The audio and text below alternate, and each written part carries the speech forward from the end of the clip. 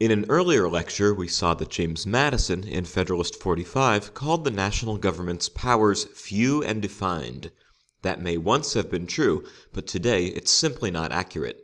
The federal government has grown to a size that would be unrecognizable to the founders. Political scientists use some specific words to describe the differences in federalism between the early republic and today. Early on, we had what was called dual federalism.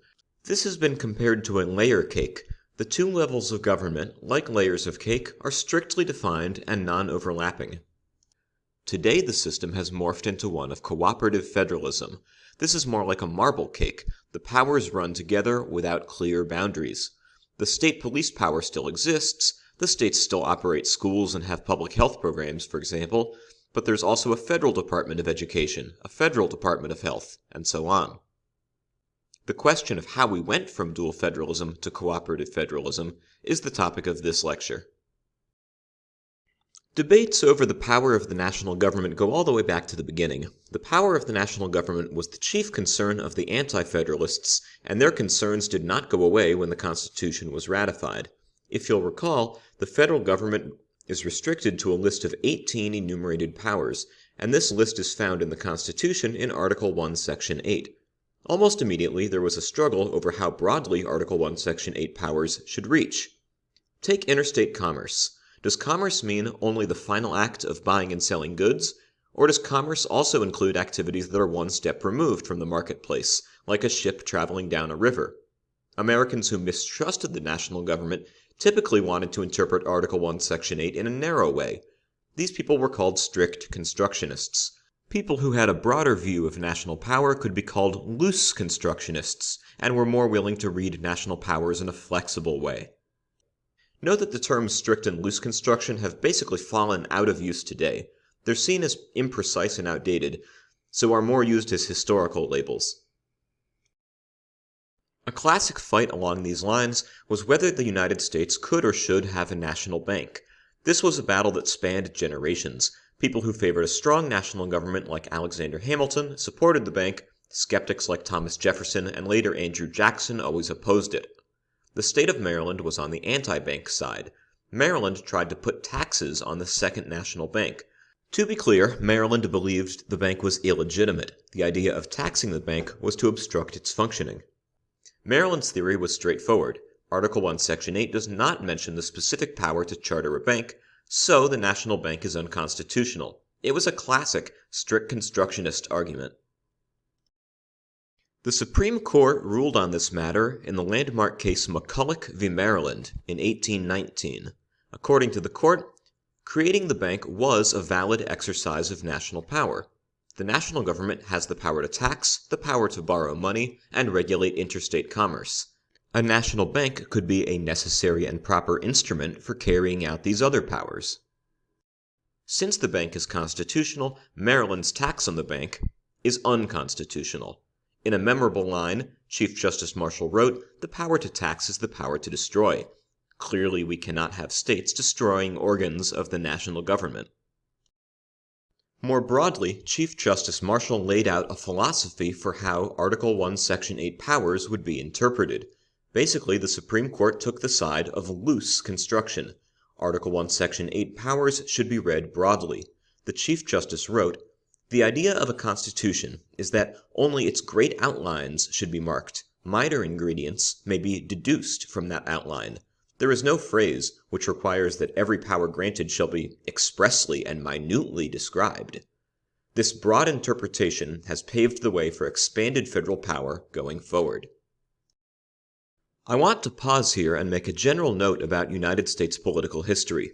In general, in We the People, there are 5 periods that tend to come up the most after the founding era. These are the periods that left lasting changes on our system of government. Whether we today are in a time of change remains to be seen. Usually it's not clear until we have the benefit of hindsight.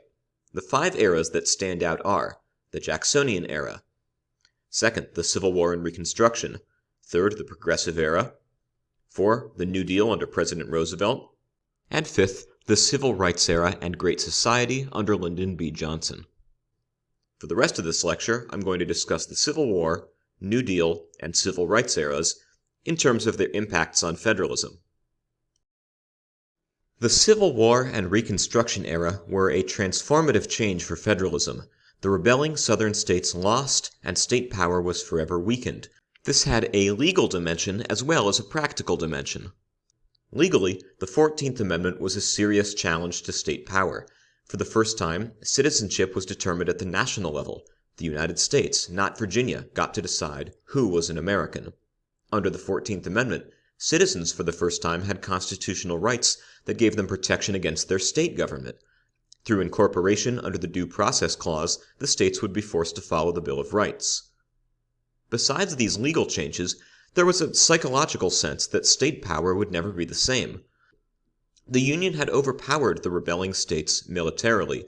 It was clear that states would fail if they tried to achieve their objectives using force. Indeed, the South was humiliated. The state governments were suspended while the region was under military occupation. The rebelling states lost their seats in Congress and had to ratify the amendments to get their seats back. The next shift towards national power came in the Great Depression. If there was one idea at the heart of President Roosevelt's New Deal, it's that the national government can and should help individuals with their problems in times of need. If the federal government needed to grow to accomplish that, then grow it would. By the end of Roosevelt's presidency, the federal government was providing social services to citizens as it had never done before. Social Security, unemployment insurance, most laws protecting labor unions, and agricultural supports all owe to this era. To accomplish this, FDR had to expand the capacity of the national government. When FDR entered office, there were 500,000 federal employees. By the time he died in office, there were over 3 million. Finally, new technology played a role, especially the radio. Millions of Americans listened to Roosevelt's fireside chats. For many Americans, they had never heard a president's voice before. Presidents had always been distant figures, just a name in the papers. Feeling like Roosevelt was speaking to them gave ordinary people a feeling of connection to the national government. Indeed, people were more likely to hear FDR's voice than the voice of their state governor. A key ingredient in national power was that the federal government started to have far more money than the states. This was especially true after the 16th Amendment in 1913, which first allowed the national government to tax incomes. Income taxes were a favorite idea of the progressives, since the higher your income, the higher share you would pay. During the New Deal and World War II, national income tax rates climbed up, while state income taxes remained low. Today, a middle-class family might pay 10 to 15% of its income to the national government, but Michigan's income tax is only around 4%. As a result, the federal government is vastly larger than the state budgets. Indeed, a huge amount of states' revenue comes from the national government giving its money back to the states. In Michigan, 41% of our budget comes from federal aid. That figure's from 2021. For most states, it's something similar. As we'll soon see, all this money means the national government can try to influence the state's behavior. Another huge difference is that the federal government can run a deficit. That is, it can spend more money than it brings in and borrow to make up the difference. The states cannot. Nearly every state constitution requires a balanced budget every year. This instantly gives the national government the upper hand, especially in times of crisis. Take COVID. As people stopped going to work, there was fear that the economy would crash and the state's revenues would dry up. The federal government, on the other hand, had much less to worry about because it could make up the difference by borrowing. So as part of the American Rescue Plan, signed into law by President Biden in 2021, the national government gave $350 billion in aid to state and local governments to help them stay afloat, and this was financed by borrowing at the national level. The last major surge in federal power came in the 1960s. This was the era of the Civil Rights Movement and the Great Society, and both expanded federal power. To end segregation, the national government had to act as a watchdog over the states. Through a combination of court cases, threatened funding cuts, and even sending the National Guard to desegregate schools, the national government overpowered Southern white majorities and forced the end of Jim Crow.